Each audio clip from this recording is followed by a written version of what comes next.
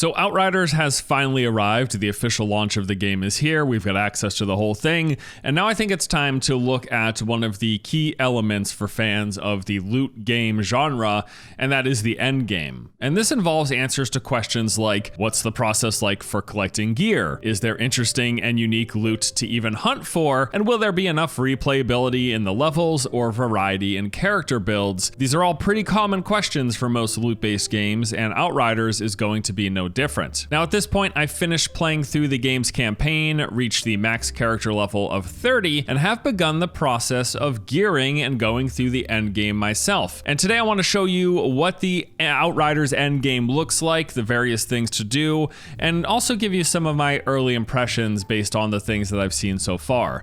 But first, a quick word from today's sponsor. This video is being sponsored by GeForce Now, the cloud gaming service that lets you play games you own on various platforms from anywhere without the need for expensive hardware. You can play from most any PC or mobile device by just running the GeForce Now app or visiting the website. In fact, much of this footage was actually recorded using this service. And if you'd like to learn more, stay tuned for later in the video. So let's just get right into it. Start off with talking about like what are the expeditions. So basically the way this works is once you've finished the story, you are immediately dumped into what's called the Outriders camp, and this is where you're first introduced to the expeditions. These are entirely new locations. They're going to be different from anything that you play through in the main game, and this is where you go to further progress your character beyond max level, acquiring loot and trying out the different kinds of builds. Now there are 14 different expedition locations in total, and these rotate in and out of availability. Basically every time you go back to the expedition map in your camp, a new combination of areas will be there to choose from, with the only restriction being these handful of missions that actually require you to have reached these higher challenge tiers, but we'll get to that a little bit later. So every expedition is modeled off of the various biomes that you see in the main campaign. There will be abandoned towns, ancient ruins, deep forests, and barren wastelands. It's actually a pretty nice mix of different spaces to play in, which I do really appreciate the diversity. We're not just going through kind of the same trodden areas over and over again. It's a healthy mix of these different types of locations. But what are they like? Well, in terms of their layout, they're a lot like the rest of the game. It does continue that fairly linear map design that Outriders uses throughout. You'll enter a combat arena, fight off waves of enemies, move to the next arena, rinse and repeat, and it all culminates with either like a final boss fight with some small enemies mixed in. It's a lot of hordes and hordes of enemies. It partially kind of reminds me of like the Gears of War horde mode for that very reason. There's just waves and waves and waves, and there'll be some big enemies and small enemies and everything in between. Each expedition does seem to be made up of anywhere between 3 and 4 combat areas that will be stitched together with a little bit of walking, opening doors, or clearing through debris. And I will say that I am slightly disappointed that these didn't end up being bigger. Now, they are certainly larger than the fairly restrictive linear areas that we saw in the demo, and I will say that as you continue to play the game spaces do open up, but I was really expecting these expeditions to be quite large and reminiscent of an open world, and that's not really what they are. Some are bigger than others, but by and large, again, you have a combat arena, a connecting piece, a combat arena, a connecting piece, a combat arena, kaput, you're done. And that's the process like it is in the rest of the game. That's kind of how these expeditions are made up as well. So again, I wouldn't say it's surprising. I guess I was just hoping that we would get something a little more open. And now one of the big things that make the expeditions different from the rest of the game though is this challenge tier system. So challenge tiers will determine the difficulty as well as the rewards that you get from your expeditions. So you start off at challenge tier 1, which will then set the enemy and loot levels to level 31. Then your goal is to attempt to clear the mission as fast as possible to maximize your rewards. So there are actually 4 different ratings. Each rating is tied to a target completion time, and then that will adjust the amount of loot that you get, as well as the odds of that loot being rare or epic. But the bottom line is yes, the faster you clear, the more loot you get, and the higher odds of that loot being better. Then beyond Beyond that, clearing one tier unlocks further tiers. So you start at tier 1 with enemy and loot level set to 31, like I just said, and then you move on to tier 2, which sets enemy and loot levels to 32. Tier 3 sets everything to 34, tier 4 to 35, tier 5 to 37, so on and so on until you've reached the max tier of 15, which sets the enemy and loot levels to 50, which at the moment, this is the furthest the progression is going to go. And keep in mind that getting this higher level loot is where your character progression comes from, because yes, the max character level is 30, but as you climb these challenge tiers, you can then use and equip that higher level gear. At that point, it'll be hunting for the various gear sets and legendary weapons. So the basic rhythm of how the endgame process is going to go for you is you're going to start off at either challenge tiers 1 or 2, and then you get as many loot upgrades as possible, enhancing your character, making it stronger, and then you push into the higher tiers, go through that process of re-gearing up, making yourself stronger, rinse and repeat. Higher tiers, better loot, equip your character, higher tiers, better loot, equip your character. You keep going all the way up until you get to the very end. In fact, it's interesting, I would say that the way this loot progression works in this game, along with the time requirements that emphasize speed clearing for better rewards, this reminds me a ton of the Diablo 3 Greater Rift system. So much so that I could actually see there being different builds for people depending on their different goals. Like if you want to speed clear to get the highest rewards in a specific tier, there will be speed builds, or there will be pushing builds where you're just trying to complete a tier to allow you to unlock the next one. I can definitely see if this game ends up sticking, like getting a hardcore audience that stays for the long term, there will absolutely be speed builds versus push builds. That will be a thing like it is in Diablo 3's Rifts.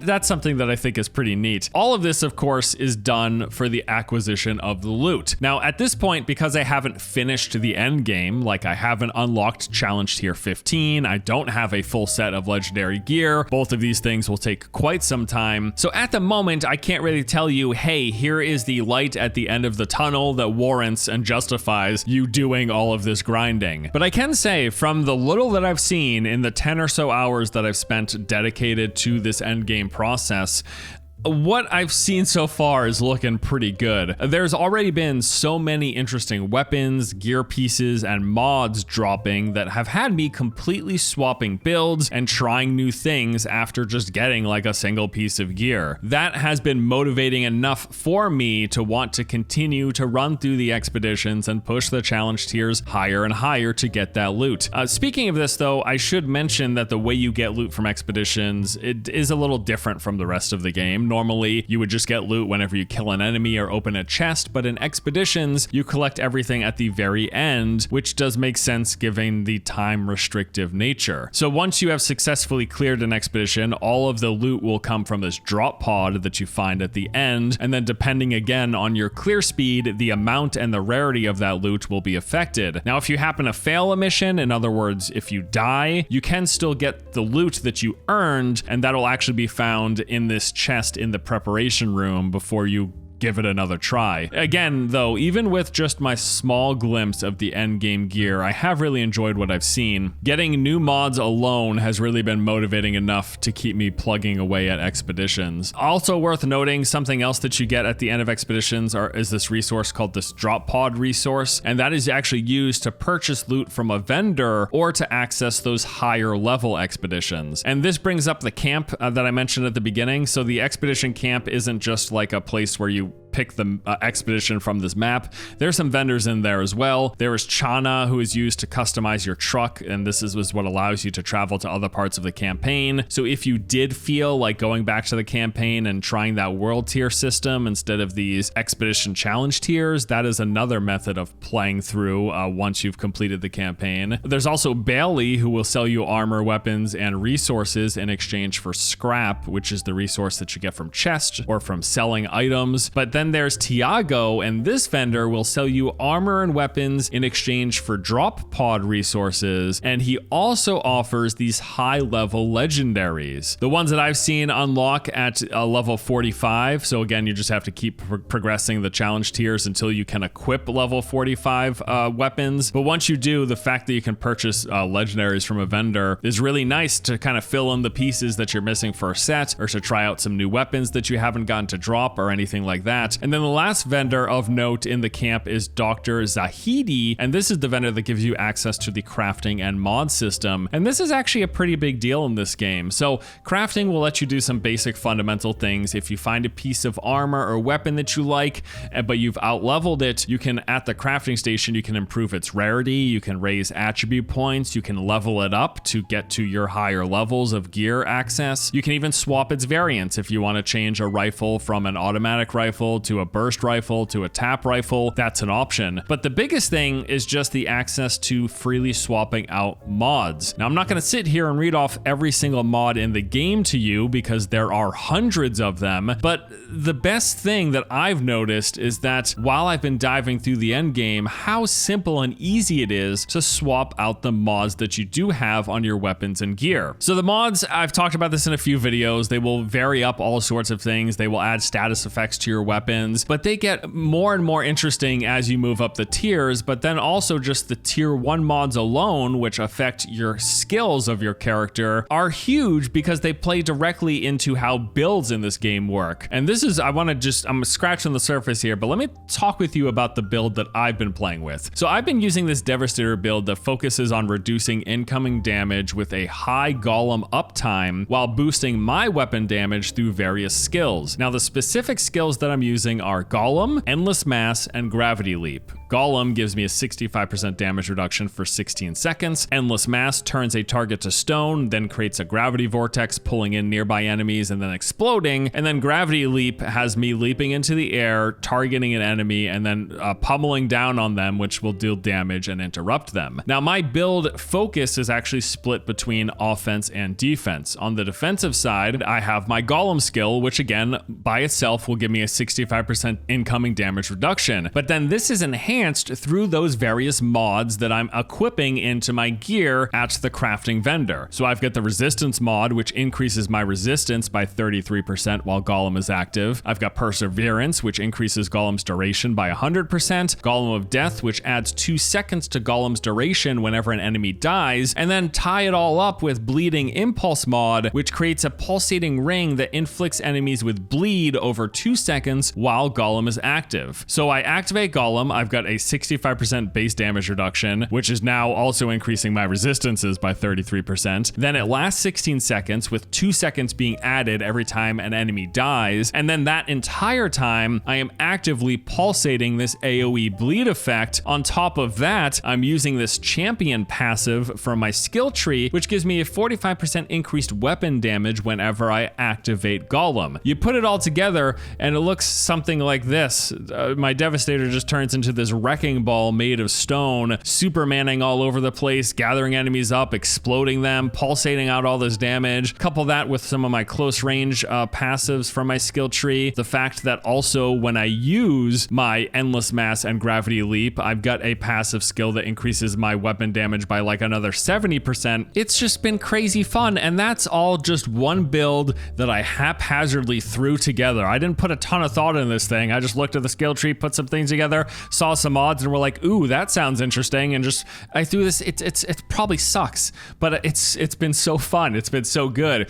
So this whole system of just the mods alone, and this doesn't even have me diving in, like I don't have gear sets yet, and that's just going to further add to the amount of depth and customization. All of this comes together for just some really interesting game playing experience, which will all happen again within the framework of those expeditions. And then there's also one final thing that I really even know very little about, this Eye of the Storm system. So as you keep progressing through those challenge tiers, you will eventually collect enough drop pod resources and get to the highest challenge tier 15 to unlock this thing called Eye of the Storm, which takes 40,000 resources to activate and apparently holds the final boss fight in the game. I don't know how many hours. I mean, I've already put my end game hours is around 10 or 11, and then I put like 12 hours. So I'm like over 20 hours so far into this game, and I'm nowhere close to the Eye of the Storm. I don't know how much longer it's going to take to keep unlocking those challenge tiers to eventually get to this. But yeah, there's even more going on here. So all around, I think it's pretty cool. I think like what we've seen at the base is pretty promising. I will say from the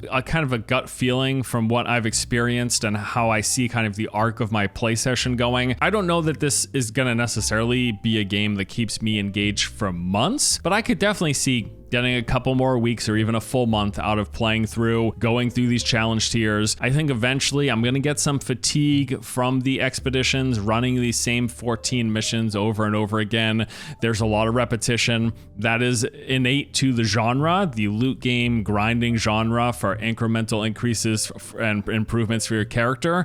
That's not something, a specific issue for this. We'll just have to see what they can do to keep people engaged over the long term, and if just acquiring these new gear sets and pushing these challenge tiers is going to be enough to engage people long term, or maybe they don't. People just play for a few weeks and then they move on. Frankly, I've come to the point that I'm kind of okay with that too. I don't need to play a game perpetually for the rest of my life in order to say I had fun with it. And so far, in the 20 plus hours that I've played of Outriders, I have enjoyed it. And specifically what this video is focused on, I've been having a pretty good time with this end game. Ultimately, I think I would echo what I said in my impressions video of the game's demo, as I think it still holds true now that I've played through the full game and have started that Endgame Loot grind. The fundamentals are what Outriders does right. Moment to moment, fight to fight, it feels fantastic to play. And that's only been enhanced now that I have access to so many more mods and I've started to collect some legendary gear. And I am pretty excited to kind of see how it goes and how crazy builds can get once I get access to a ton of tier 3 mods, gear with set bonuses, and some more of the legendary weapons.